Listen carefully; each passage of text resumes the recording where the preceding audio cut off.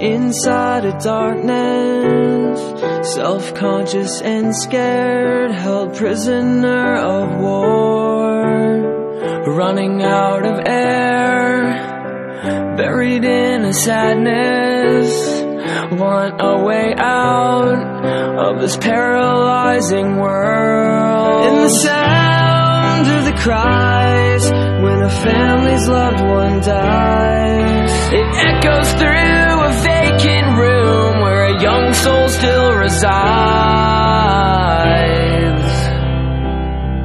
When the night is cold and you feel like no one knows what it's like to be the only one buried in this hole.